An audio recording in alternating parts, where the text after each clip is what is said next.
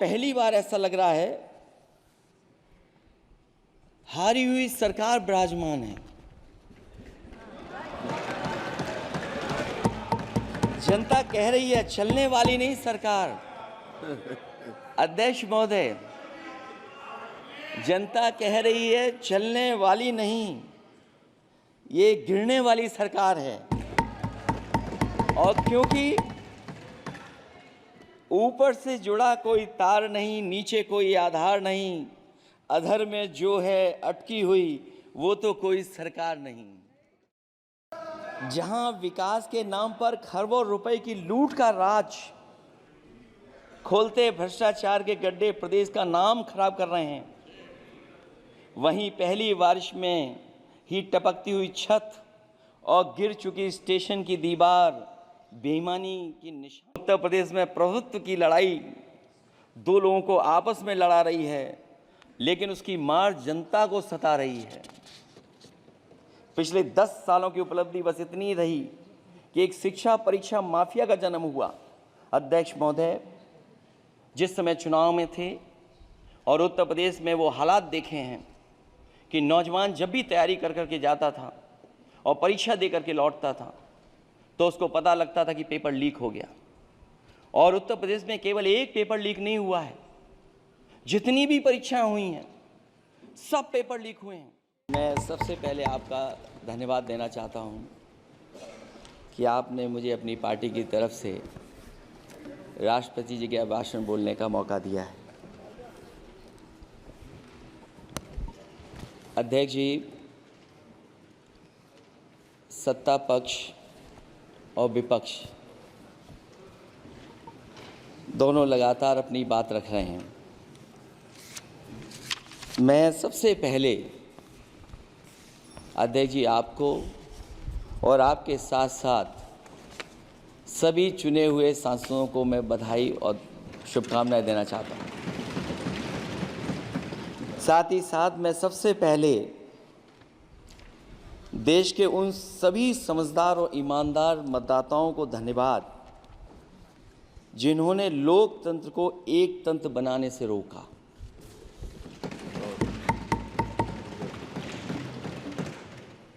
चुनाव के समय पर अध्यक्ष जी ऐसा कहा गया कि 400 पार। मैं समझदार जनता को फिर एक बार धन्यवाद दूंगा और मैं कुछ कहना चाहता हूं कि आवाम ने तोड़ दिया हुकूमत का गुरूर, दरबार तो लगा है पड़ा गमगीन में बेनूर है पर। अध्यक्ष महोदय, दरबार तो लगा है पर बड़ा गमगीन बेनूर है। और पहली बार ऐसा लग रहा है हारी हुई सरकार विराजमान है। जनता कह रही है चलने वाली नहीं सरकार।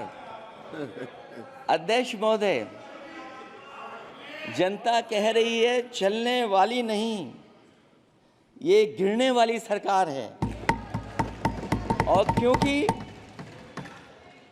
ऊपर से जुड़ा कोई तार नहीं, नीचे कोई आधार नहीं, अधर में जो है अटकी हुई वो तो कोई सरकार नहीं। दरअसल पूरा इंडिया समझ गया है कि इंडिया ही प्रो इंडिया है। इस चुनाव में इंडिया अलायंस की नैतिक जीत हुई है। ये पीडीए इंडिया की सकारात्मक राजनीति, पॉलिटिक्स जो पॉजिटिव है, पॉजिटिव पॉलिटिक्स की जीत हुई है। ये इंडिया पीडीए की सोशल जस्टिस मुहिम की विक्ट्री है। 2024 का परिणाम हम इंडिया वालों के लिए जिम्मेदारी से भरा पैगाम भी है।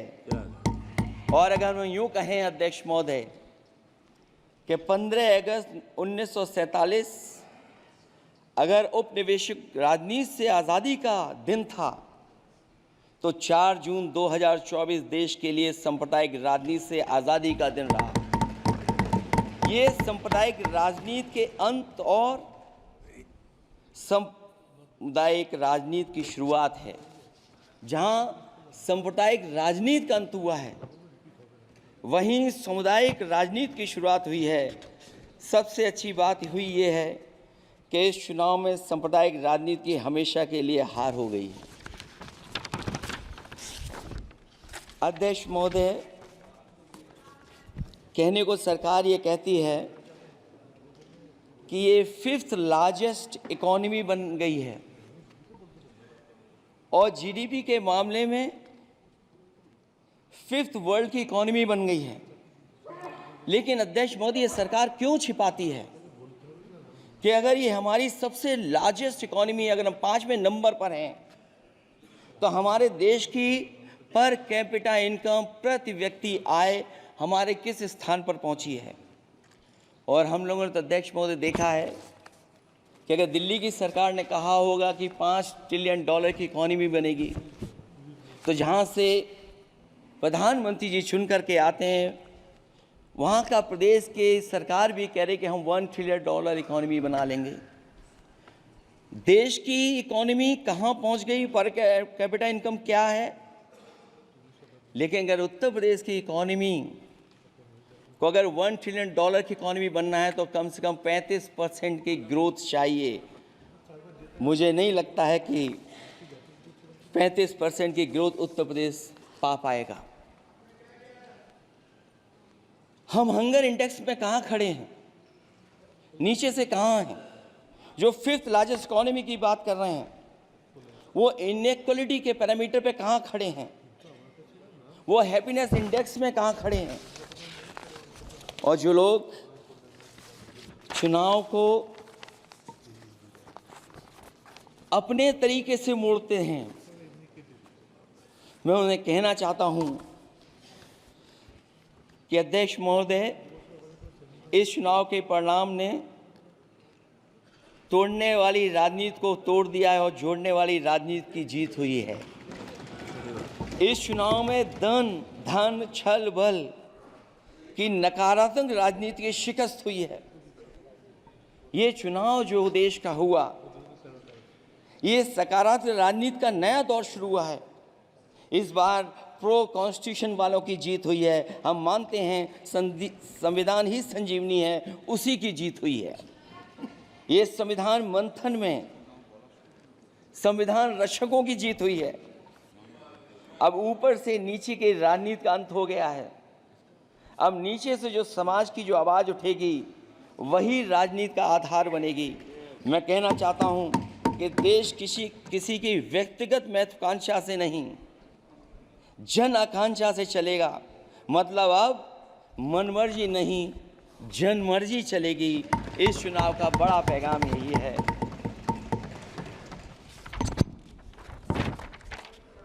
अध्यक्ष महोदय, बहुत सी बातें हुई हैं। अगर उत्तर प्रदेश की बात न हो, क्योंकि अध्यक्ष महोदय सबसे बड़ा प्रदेश जहाँ है, उसने हर बार दूसरे दल को समर्थन देकर के सरकार बनाई। मैं उन्हीं लोगों से कहना चाहता हूँ कि लोग क्यूटो की फोटो लेकर बनारस की गलियों से लेकर के गंगा जी तक ढूंढ रहे हैं। उनको लगता है जिस दिन माँ गंगा साफ हो जाएंगी, शायद उस दिन कहीं क्यूटो उसकी गोद में कहीं मिल जाएगा। बनारसी लोग चाहते हैं कि कोई गंगा जी के भी तल में उतरकर उसका दर्द भी जाने। उत्तर प्रदेश की जनता का बस यही आग्रह है कि जिस गंगा जल को हाथ में लेकर सच कहने की कसम खाई जाती है, कम से कम उस गंगा जल से तो झूठ ना बोला जाए।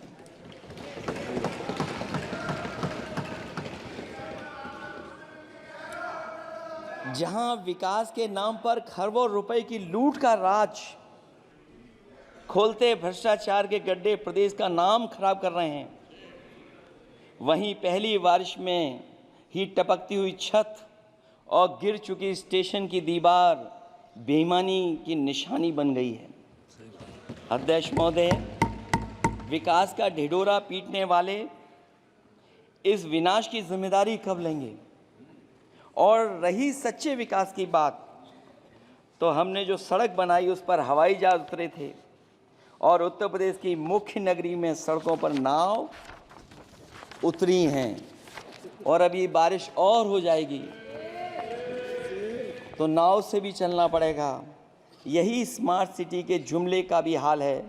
न तो जाम से छुटकारा मिला, न बुनियादी सुविधाओं से कोई निजात मिली, न कोई बुनियादी सुविधाएं मिल पाई हैं।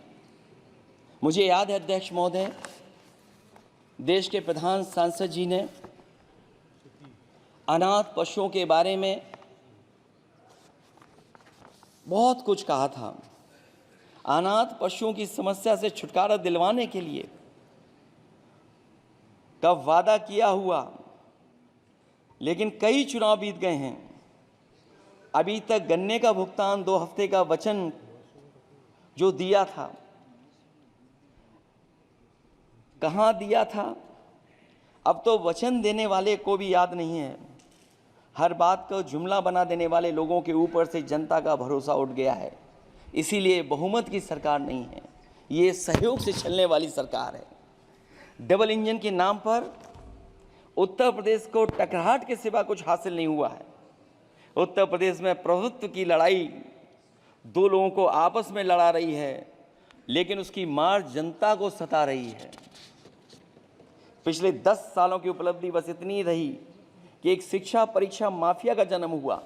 अध्यक्ष महोदय, जिस समय चुनाव में थे और उत्तर प्रदेश में वो हालात देखे हैं कि नौजवान जब भी तैयारी कर करके जाता था और परीक्षा दे करके लौटता था तो उसको पता लगता था कि पेपर लीक हो गया। और उत्तर प्रदेश में केवल एक पेपर लीक नहीं हुआ है, जितनी भी परीक्षाएं हुई हैं सब पेपर लीक हुए हैं। केवल उत्तर प्रदेश ही नहीं, मैं माननीय सांसद की तरफ से सुन रहा था, कई ऐसे प्रदेश हैं जहां पर परीक्षाएं देने तो बच्चे गए, लेकिन वहां भी पेपर लीक हो गया। और अभी जब 4 जून को रिजल्ट आया, उसके बाद जो बात उठी है, देश की सबसे प्रेस्टिजियस परीक्षा, उसका भी पेपर लीक हो गया। और आखिरकार ये पेपर लीक हो क्यों रहा है? सच्चाई तो ये है कि ये सरकार पेपर लीक इसलिए करा रही है कि सरकार नौकरी नहीं देना चाहती, रोजगार नहीं देना चाहती, उन नौजवानों का भविष्य नहीं बनने देना चाहती। पिछले 10 सालों की उपलब्धि बस इतनी रही है कि एक शिक्षा परीक्षा माफिया का जन्म हुआ है, जिसने तथाकथित अमृत काल में युवाओं के भविष्य की आशाओं को ही जहर दे दिया है। जो सरकार उम्मीद को मार दे, वह न तो वर्तमान को सुधार सकती है, न भविष्य को संवार सकती है। सरकार आशा का प्रतीक होनी चाहिए, निराशा का नहीं। जनता चाहती कि हर समस्या के लिए बीते कल को जिम्मेदार ठहराने के बहाने को सरकार छोड़े और आने वाले कल की बात करे। अगले 1000 साल के झूठे सपने दिखाने वाले अगले महीने होने वाली परीक्षाओं के लीक न होने की गारंटी कब लेंगे? जनता अब न तो किसी बहकावे में आएगी और न किसी के बहलावे फुसलावे में आएगी। जो लोग कहते हैं कि अमृत काल की बात करने वाले जनता का जागरण काल आ गया है। आज इस सदन में नए राजनीतिक जागरण के अनेक प्रतिनिधि बैठे हैं। अब जब बात होगी तो सच्ची बात होगी और जनता को पूरी सच्चाई के साथ हम लोग अपनी जिम्मेदारी के साथ बात रखेंगे। नमस्कार, दिस इज एसके सिंह। ऐसी ही वीडियो देखने के लिए सब्सक्राइब करें मेरा यूट्यूब चैनल द पीपल, जिसका लिंक इस वीडियो के डिस्क्रिप्शन बॉक्स में आपको दे दिया गया है। और अगर आप मुझे फेसबुक पे देख रहे हैं तो एसके सिंह पेज को फॉलो कर लीजिए। नमस्कार, जय हिंद।